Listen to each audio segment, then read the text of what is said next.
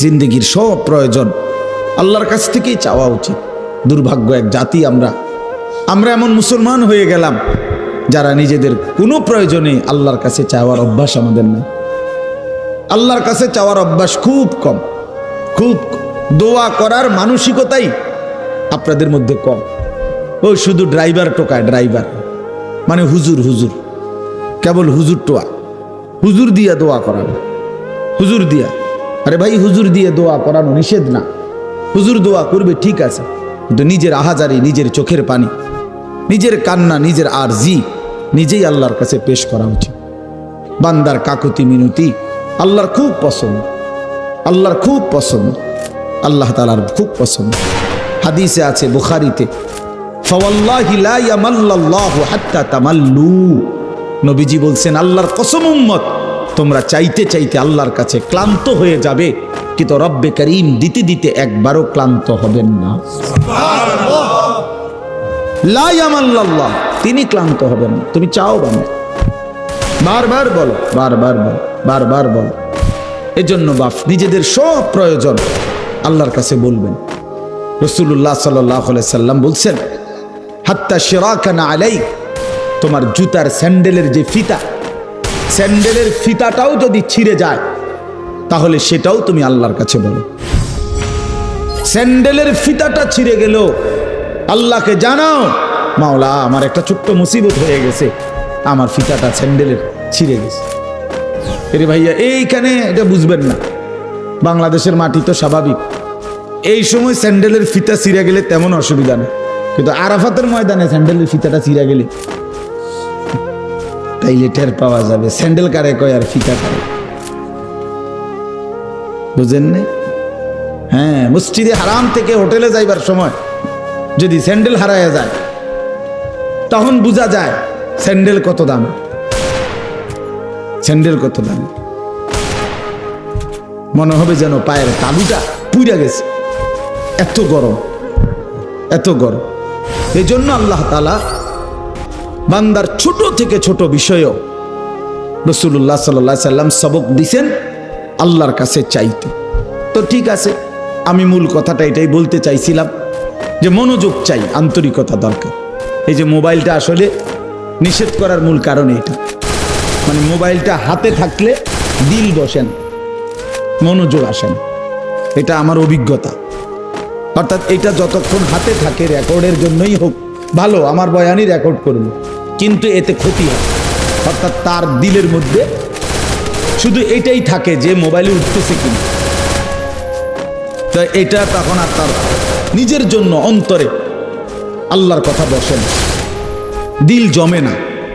আরেকটা বড় ক্ষতি হয় কি, বড় ক্ষতি হলো ঠিক বরাবর পিছনে ডানে বামে যারা, তাদেরও নজর ওইটার দিকে পড়ে, তাহলে ওই বেচারারও কি বসে না, দিল বসে না, অনেক ক্ষতি হয়। এই জন্য এইটুকু সময়, 1 ঘন্টা হোক, অল্প সময় হোক, যদি নিজেকে মোবাইল থেকে আলাদা করে আল্লাহর কথা দিল দিয়ে শোনা যায়, এই ছেলেদের মধ্য থেকেই, এই মানুষগুলোর মধ্য থেকেই ধীরে ধীরে আল্লাহ তাআলা অসংখ্য মানুষকে পরিবর্তন করে দেবেন। আল্লাহ তাআলা আপনাদের সবাইকে উত্তমভাবে কবুল করে নেন। সবাই মনোযোগী হইলে ইনশাআল্লাহ বরকত হবে। আল্লাহ আমাদেরকে তৌফিক দান করেন। কোরআনুল কারীমের 30 নম্বর পারা, কোরআনুল কারীমের 102 নম্বর সূরা, সূরাটা ছোট্ট সূরা, 102 নম্বর সূরা, 30 নম্বর পারা। সূরাটার নাম হলো তাকাসুর। এই সূরার আমি তেলাওয়াত করছি। সূরাটার মধ্যে মোট 8টা আয়াত, শুধু 8 আয়াত, ছোট সূরা। ইনশাআল্লাহ অল্প একটু সময়ের মধ্যে আমি এই সূরাটার সংক্ষিপ্ত তরজমা এবং তার সাথে প্রাসঙ্গিক অল্প কয়েকটা কথা বলি। আল্লাহ আমাদেরকে তৌফিক দেন। সবাই আন্তরিকভাবে শুনেন। আবারও অনুরোধ করতেছি, ডানে বামে কথা বইলো না ভাই, নওজোয়ান ছেলে তোমরাও মনোযোগ দিয়ে শুনো বাপ, আল্লাহ তোমাদেরকে বরকত দিবে। এই সূরাটার একটা ফজিলত হলো, এই সূরার 8টা আয়াত মাত্র। প্রিয় নবী সাল্লাল্লাহু আলাইহি ওয়াসাল্লাম বলছেন, যে ব্যক্তি এই সূরা তাকাসুর একবার তেলাওয়াত করবে তো আল্লাহ তাআলা তাকে 1000 আয়াত তেলাওয়াত করার সমপরিমাণ সওয়াব দান করবে। তার মানে এই সূরাটা কোরআনুল কারীমের প্রায় 6/1 1/6, মানে 6/1 সমান প্রায় এই সূরায়ে তাকাসুর। এই সূরাটা আল্লাহ তাআলা কেন নাজিল করলেন? একটা ছোট্ট কথা, শানে নুজুল বুঝলে আপনি বুঝবেন কেন নাজিল করলেন। রাসূলুল্লাহ সাল্লাল্লাহু আলাইহি ওয়াসাল্লামের জামানায় মক্কার সবচেয়ে গুরুত্বপূর্ণ, রাসূলুল্লাহ সাল্লাল্লাহু আলাইহি সাল্লাম উনি মক্কায় থাকাকালীন মক্কার সবচেয়ে বড় গোত্রের নাম ছিল কুরাইশ। এটা আপনারা জানেন কিনা? নবীজির বংশই হলো কি এই কুরাইশ বংশ। তো এটা হলো মূল বংশের মূল গোড়া, একটা বড় গোড়া। বাকি এর অধীনে আরো ছোট ছোট গোত্র ছিল, শাখা। কথা বুঝছেন? আমার দাদা ধরেন মূল ছিল আমগো বাড়ি, তো এখন দাদার বাপ চাচারা 4 জন, মানে আমার দাদার ছেলে। তো এখন ওনাদেরও সংসার বড় হয়ে যাওয়াতে আমার জ্যাডার বাড়িও একটা নামে পরিচিত, আমগো বাড়িও একটা নামে পরিচিত, এমন হয় না? আলগা আলগা হয়ে গেছে এখন বড় ফ্যামিলি। জ্যাডারও মনে করেন 6-7 জন সন্তান, তাদের ছেলে পেলে নাতি নাতনি মিল্লা, তারা এক বাড়ি, আমরা এক বাড়ি, কিন্তু যদিও আমার দাদার বংশ আমরা এরকম আর কি। তো কুরাইশের অনেক শাখা গোত্র ছিল, কুরাইশের অধীনে আবার ছোট ছোট গোত্র। এদের একটা অভ্যাস ছিল, এরা প্রতিনিয়ত অবসর হইলেই তারা নিজেদের মধ্যে তর্ক বিতর্ক করত, নিজেদের অর্থ সম্পদ ক্ষমতা প্রভাব প্রতিপত্তি সন্তানাদি বংশধর কার কদ্দুর বেশি দুনিয়ার ফুটাঙ্গিরি এগুলা নিয়ে মাতব্বরি করত, অহংকার করতে আর বলতো, হিসাব দিত। হ্যাঁ বেটা আমার চাচা এই, আমার চাচতো ভাই একজন ডিসি, একজন এসপি, একজন হেই, আমরা বলে না এরকম মানুষ।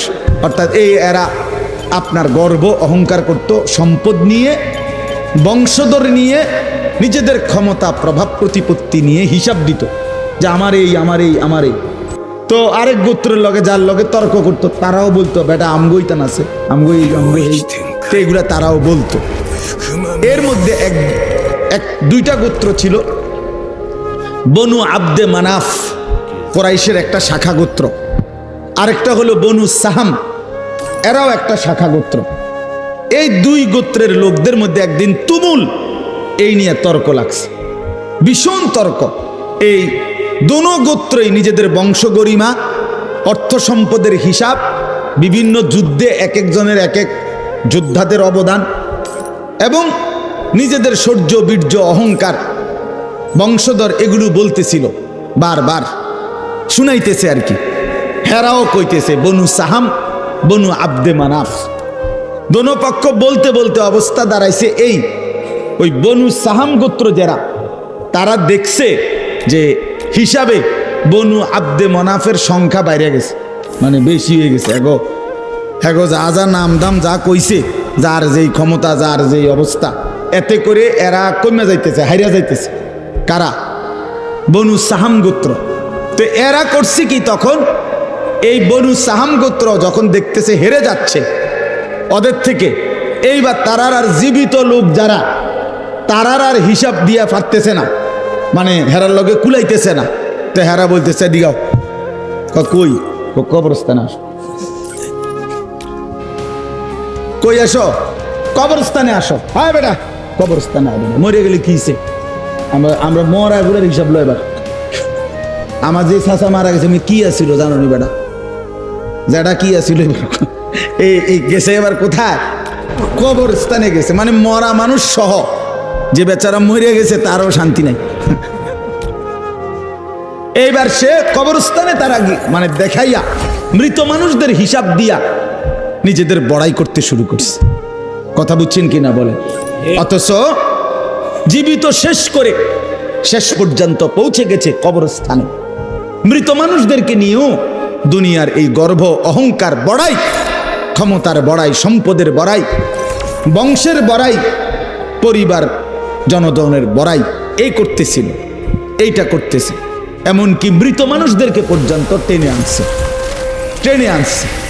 এই অবস্থায় তাদের এই দিবানিশির এই তর্ক, এর মধ্যে যখন এই গোত্রটা বেশি বাড়াবাড়ি করলো, মানে কি করলো যে জীবিতদেরকে দিয়ে না ফাইরা শেষ পর্যন্ত কই গেল, কবরস্থানে গেল।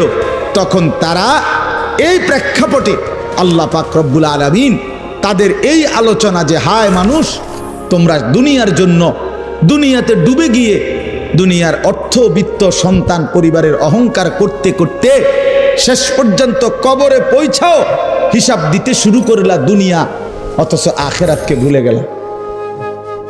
নিজেদের কবর ভুলে গেলা, তাদের কবরে কি হচ্ছে তাও ভুলে গেলা, আখিরাত আর পরকালকে ভুলে গেলা। বান্দা, এটা কি করছো তুমি? কি করছো?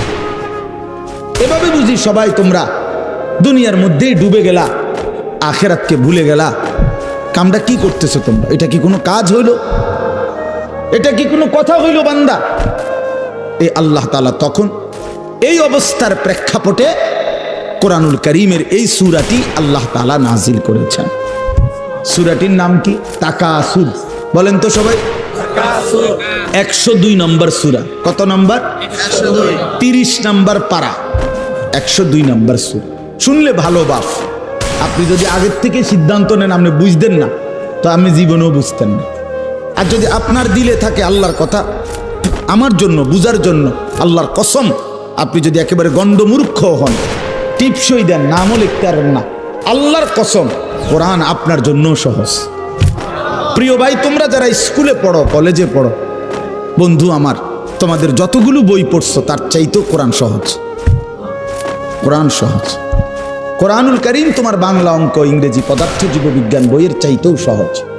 সহজ বুঝার জন্য আল্লাহ তাআলা সহজ করে দিয়েছে। ওয়ালাকাদ ইয়াসসারনাল কুরআনা লিযিকর ফাহাল মিন মুদ্দাকির। আল্লাহ তাআলা বলে, বান্দা শুনো, আমি অবশ্যই কোরআনকে বুঝার জন্য, শেখার জন্য, পড়ার জন্য, তেলাওয়াতের জন্য, তাফসীরের জন্য, ব্যাখ্যার জন্য, এমনকি আমল করার জন্য আমি আল্লাহ কোরআনুল কারীমকে সহজ করে দিয়েছি। ফাহাল মিন মুদ্দাকির, কে আছো উপদেশ গ্রহণকারী, আমার কোরআন থেকে কিছু নিবা। আল্লাহ ডাক, ওহ মালিক যেন ফেরিওয়ালা, কুদরতি ভাবে আল্লাহ যেন ডাক দিচ্ছে, বান্দা এই আমি এক কোরআন নাজিল করেছি, 23 বছরে আমার বন্ধুর কাছে তোমাদের জন্য সব কিছু বলে দিয়েছি, একদম সহজও করে দিয়েছি।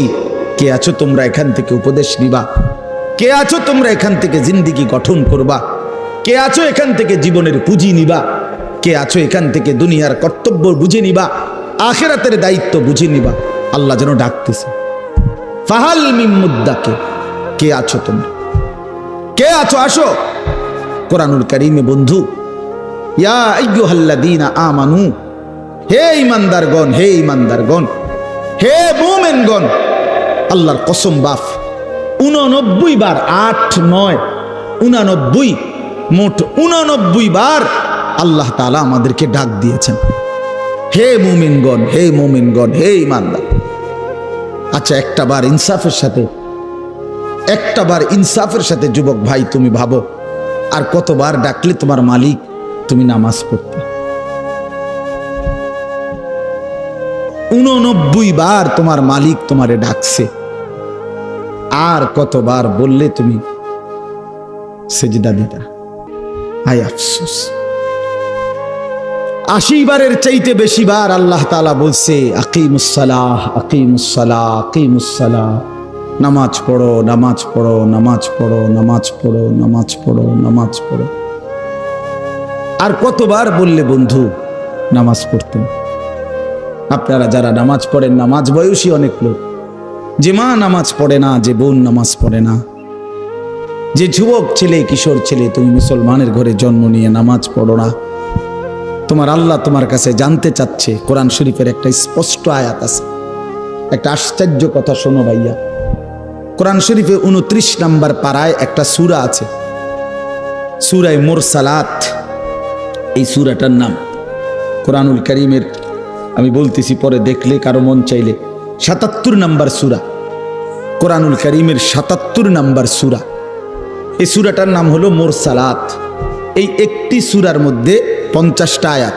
ওই সূরাটা, এই 50টা আয়াতের মধ্যে আল্লাহ তাআলা 10 বার, মানে 10টি আয়াত